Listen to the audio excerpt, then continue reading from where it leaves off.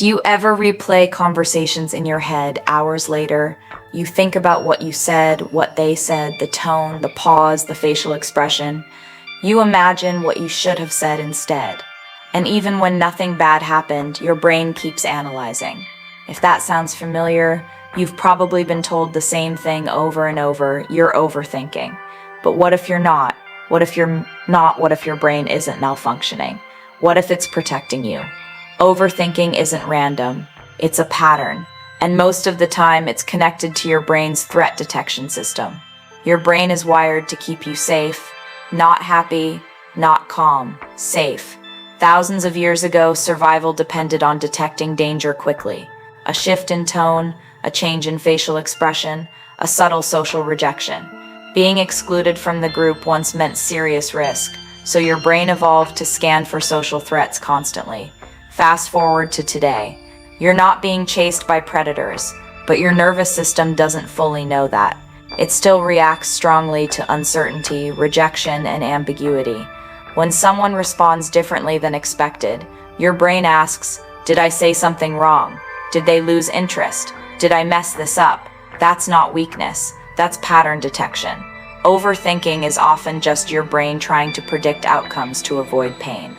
There's also something called hypervigilance. Hypervigilance happens when your nervous system has learned that unpredictability equals danger. If you grew up in an environment where moods shifted suddenly, or approval felt inconsistent, your brain adapted. It became extra observant, extra analytical, extra careful. That skill may have protected you at some point, but in adulthood, it can turn into constant mental replay.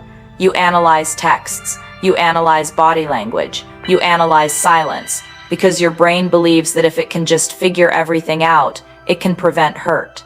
Another layer of overthinking is control. Uncertainty creates anxiety, and the mind hates uncertainty, so it tries to solve it. It replays conversations searching for clues. It creates scenarios to prepare for every possible outcome.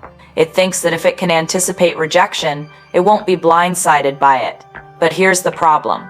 The brain doesn't know the difference between solving and spiraling. It thinks it's being productive, but instead it's feeding cortisol, your stress hormone. The more you replay something, the more your body reacts as if the threat is happening in real time. That's why overthinking feels exhausting. It's not just mental, it's physical. Your nervous system stays activated, your body stays tense, and the cycle continues. There's another reason overthinking feels so hard to stop.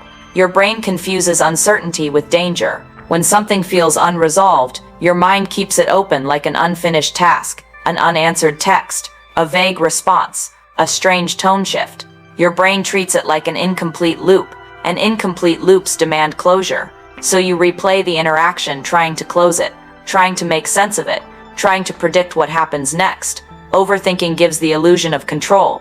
When you mentally simulate every possible outcome, it feels like preparation. It feels responsible. It feels like you're staying ahead of pain.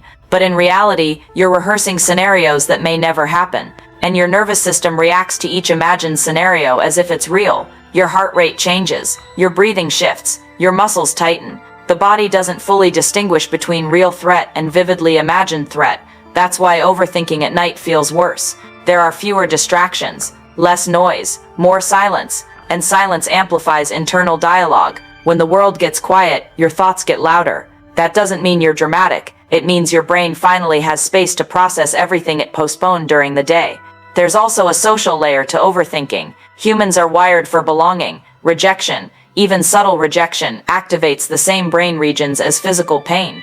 So when you sense distance from someone, your brain treats it seriously. It asks, did I say something wrong? Am I about to lose this connection? Because historically, losing connection meant losing safety. Your brain is not obsessed with perfection, it's obsessed with survival. There's a difference between reflection and rumination. Reflection is intentional. It has a beginning and an end. You think about something, extract a lesson, and move forward. Rumination is repetitive and circular. It doesn't lead to clarity. It leads to exhaustion. Overthinking becomes harmful when it stops producing insight and starts producing anxiety. Not all overthinking is anxiety. Sometimes it's high sensitivity. Highly sensitive people process information more deeply. They notice details others ignore. They feel emotional shifts quickly. That depth can look like overthinking. but it's also linked to empathy, creativity, and emotional intelligence. The difference between intuition and anxiety matters here. Intuition feels calm and steady. Anxiety feels urgent and repetitive. Overthinking usually feels urgent. It demands answers immediately and pushes you to find certainty where none exists.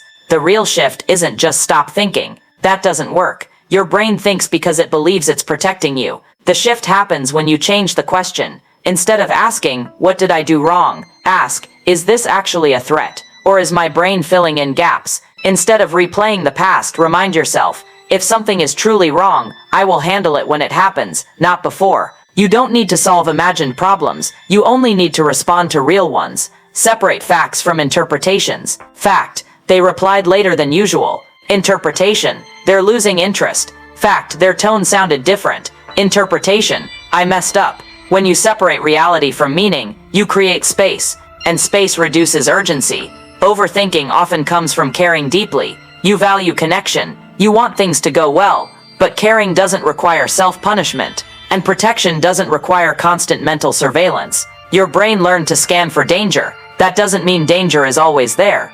If you overthink everything, you're not broken. Your brain just learned to survive in a world that once felt unpredictable, and now it's doing its job a little too well. You don't need to silence your mind completely. You just need to remind it that survival mode isn't always necessary. And the more often you practice that reminder, the quieter the urgency becomes. If this felt uncomfortably accurate, subscribe. In the next video, we're breaking down another psychological pattern that quietly controls your behavior, and most people don't even realize it's happening. Bye.